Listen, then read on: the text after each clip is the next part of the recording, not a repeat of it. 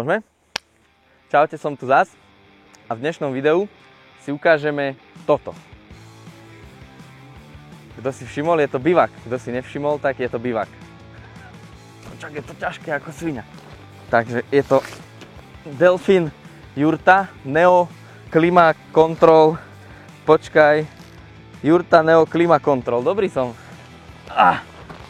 Má asi tak 48 kg. Ale nie, mal by mať nejakých 15 kg. Je asi takto veľký, ako garzonka. Bežná, priemerná. A k tomu mám aj zimný prehoz, lebo má iba 8000 mm.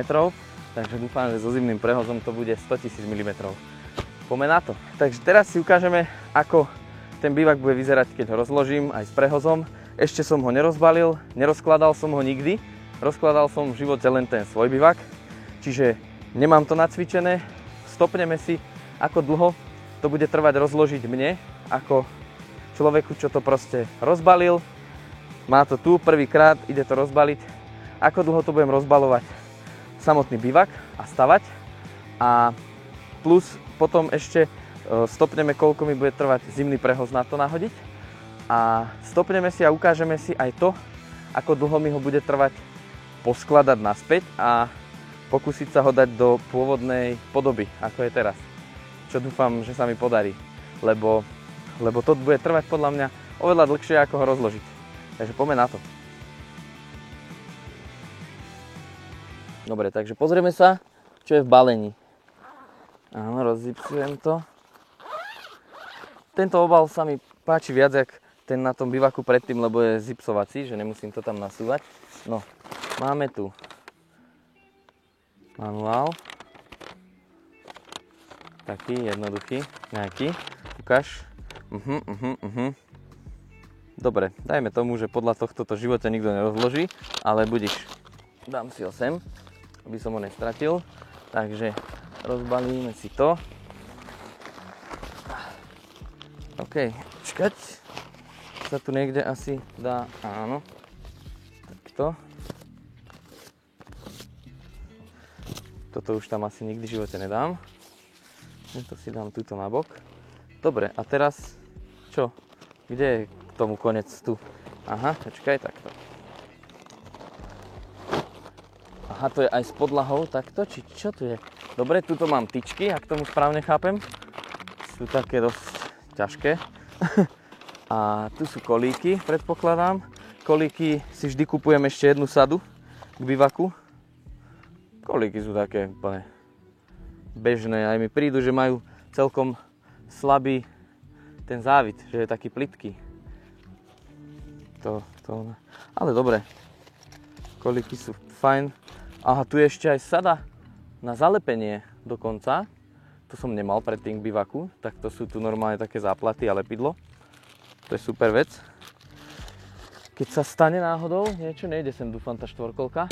Takže tuto máme bivak, takto a toto bude podlaha. Takže podlahu dám zvlášť. Počkať, hop. Podlaha je zipsovateľná. Kvôli tomu som ho aj kupoval, aby sa dala zazipsovať pekne. Aby tam nič nechodilo, nelozilo. Žena bola za nami aj s dcérou na rybách a že budú s nami chodievať so mnou. Tak som kúpil teda takýto bivak. A zipsovateľná podlaha je preto, že žena sa bojí lienok, tak aby lienky nechodili do bivaku. No dobre, takže v podstate tu nič není, len klasika, podlaha, tyčky, kolíky a bivak. Takže ideme na to asi. Takže takto to tu mám pripravené a ideme to rozkladať. Tuto, máš to? Idem zapnúť stopky, takže púšťam stopky. Áno, bežia. Takže začíname. Telefón odkladám niekam sem zatiaľ a ideme na to. Idem to rozkladať úplne v kľude.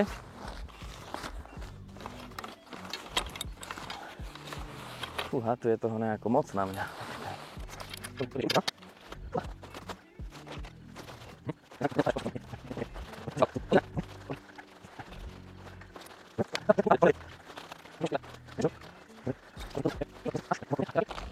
Neviem, aký máme čas vôbec, ale tipujem, že tak 3-4 minútky už prešli.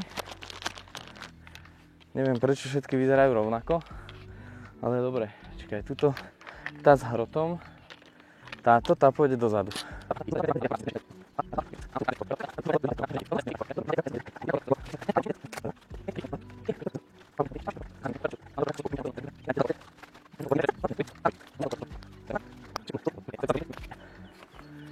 Akože furt je to také, že čakal som, že to bude horšie pre jedného človeka. A ďalšia vec, už keď to budem rozkladať ďalší raz, už to bude zase rýchlejšie samozrejme. Na to, aký je veľký, tak zatiaľ to narobený som z toho trošku, ale rozkladá sa mi to tak príjemne. Ešte príjemnejšie by bolo, keby som ho rozložil a môžem ísť na ryby. Ale tak, nefúkaj teraz. To sme sa takto nedohodli. Počúvaj, sem.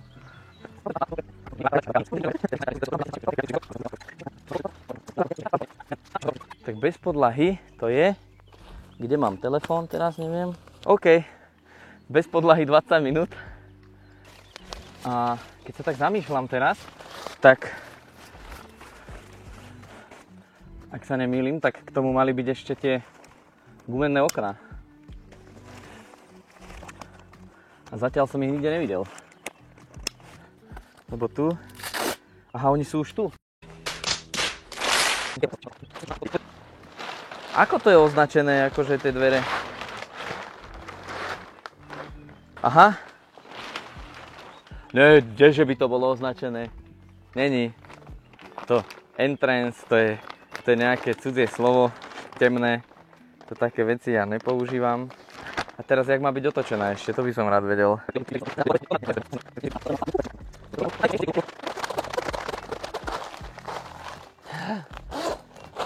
Ah. 26 minút. S tým, že som takto spotený, ale to je tým, že je teplo. To stopnem, 26 minút. A dobre, no ono keď sa to dá na tie kolíky, tak tá podlaha bude viacej taká krajšia.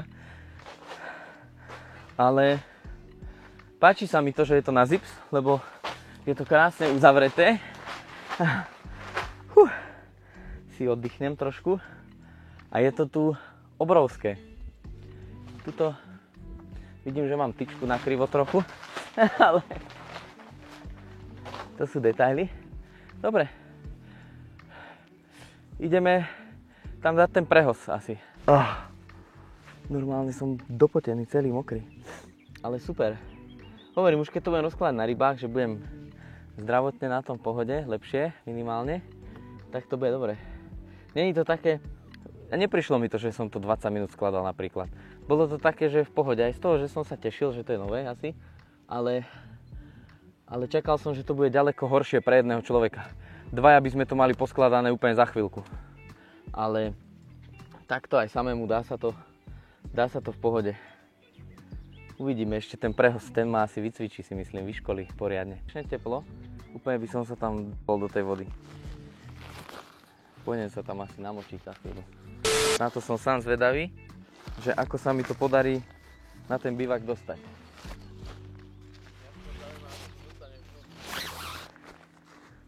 Aj tuto je zaviazané krásne takýmto niečím, čo už v živote tým zaviazané nebude. Aha, aj tu sú kolíky k tomu. No ty vole. Fúha. OK. No to bude veľmi zaujímavé. Kolíky rovnaké a je tu tiež aj sada na zalepenie, čož sa mi páči. No. Teraz, aby som tomu nejako ja pochopil. 2000 years later. Pripočítavame minútu, lebo som to už rozbalil, áno. Máme vynulované, hej.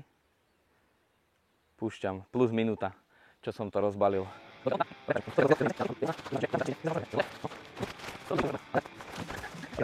To bude trochu problém s mojou výškou. Ja to chcem na ten rozložený bivak dať. Ja to nechcem zase dávať dole nižšie, aby som to doťahol. Počkaj. To musím tam dať. Neexistuje.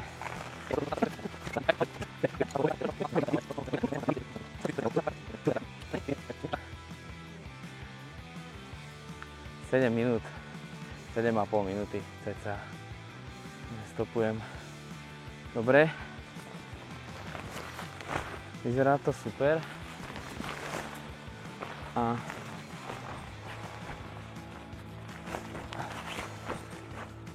získal som tu predseň, hovorím, no není to dobre na zemi, lebo proste kolíky tu neviem zapichnúť, ale toto má ísť viac dopredu, to vidím, takže tuto ti vznikne pekná predseň na topánky alebo tak. No a v tom bivaku je podstatne príjemnejšie, ako keď tu pražilo slnko, čiže na leto určite super a aj keď bude pršať, tak to bude super. Ja hovorím, no musím to mať lepšie rozložené. Takže plus minus pol hodina, jeden človek rozkladanie, s tým, že som seknutý, robil som to prvýkrát, tak myslím si, že do 20 minút sa s tým jeden človek dokáže zmestiť na taký čas. Pravím, není to úplne dokonalo, lebo nejdu mi tu pozapichovať kolíky. Čiže je to trošku, toto má byť viac natiahnuté a musím začínať na budúce podlahou, aby som mu dal pod kolíky, lebo ju mám trošku v rohoch, ju mám v lufte, je to vidieť aj pri tom vchode, že ju mám v lufte, takže musím začínať tou podlahou. Ona má tuto takéto úchyty na gume zo spodu, ktoré vychádzajú presne tam, kde bivakové kolíky. Ale vravím, rozkladalo sa mi to príjemne na to, aké je to veľké. Akurát som mal trošku problém s tým prehodom. Vidíš, 7 minút aj s tým, že 3 minúty som sa to snažil prehodiť. takže to je dobré, ale je tam podstatne lepšie teraz, ako keď to tam nebolo. Keď tam nebol ten prehoz, to bol brutál. V tom stane bolo 1 000 000 stupňov. Teraz je to oveľa lepšie.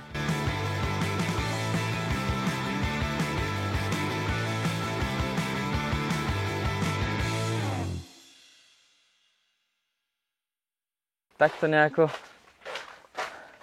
to vyzerá, keď to mám správne. Teraz tu moc neprúdi vzduch, lebo je tam ten prehoz cez tie okná, ale není to tu vôbec také neznesiteľné s tým prehozom. A tu ešte si ukážeme, poď sa pozrieť. Tu je klima control, ten už spomínaný. A ten funguje tak, že ten si otvorím a čakaj, toto takto.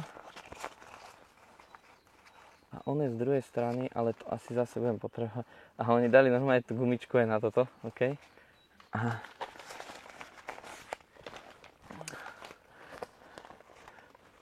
On ti vlastne robí to, že túto zvonku ti ide vzduch cez túto srandu, cez túto dieru, že keď máš aj všetko zavreté, tak toto si otvoríš a nad dverami, to si ukážeme za chvíľu, je tiež takéto niečo.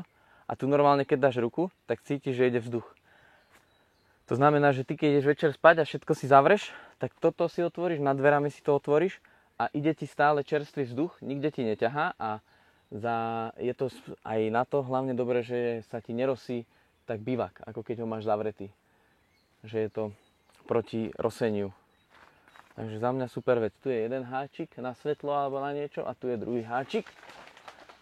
Tuto super, to budem využívať na to svetlo, čo mám pri posluchom. Takže hovorím, tu normálne je cítiť, že ide ten vzduch tady spodom. Takže toto bude super na noc. To chcem vyskúšať hneď, že či budem mať zarosený bivak ráno alebo nie. A tiež pre mňa, keďže som krpatý, mám ho trošku blbo rozložený, hovorím, lebo v strede, vpredu ho mám stiahnutý a tu ho nemám stiahnutý, čiže tuto ho mám trochu rozčapený.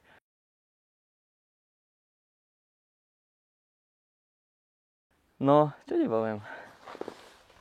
Tuto si sedíš, tuto máš stolík, ten si môžeš dať kam chceš. Ale keď prší, nemusíš ležať, krásne si setkáš, dívaš sa von, prší, trebárs, hej. Potom ideš spať, tak ideš spať. Krásne, ideš spať. Spíš, nikde sa nedotýkaš ničoho, tu máš ešte kopu miesta, opadli mi okuliare, vedľa postele. Áno, toto je posteľ, neviem, 2 metre 5 alebo tak nejako na 90 či 80. Tu je druhá posteľ, taká, čo má 2 metre na, neviem, na 70. Plus je tu klasické kreslo rybárske, stolík, ktorý môže byť ináč, že stolička bude inde. Proste to už ako si kto dá. Každopádne je tu mega veľa miesta. Ešte tu celý tento predok. Tu môžeš mať pekne tašky. Tým, že tá podlaha je zazipsovaná, tak nič ti do toho nebude loziť. Dáš si tašky pod posteľ klasicky. Tam sa ti zmestia tašky. Tu vedľa postele jednej aj vedľa druhej sa ti zmestia tašky.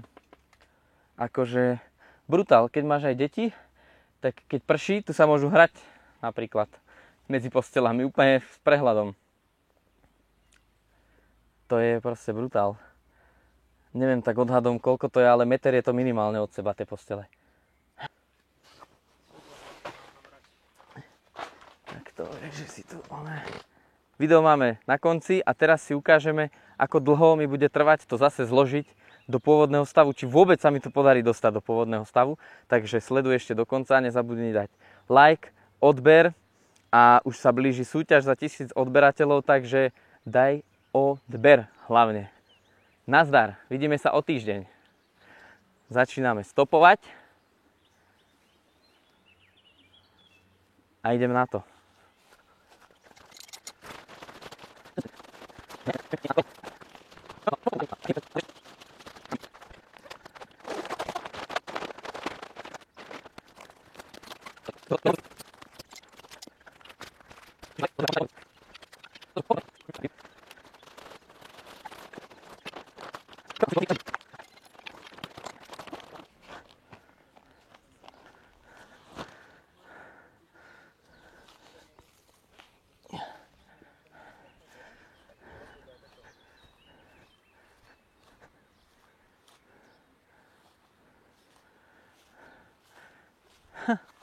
Daj to vyššie.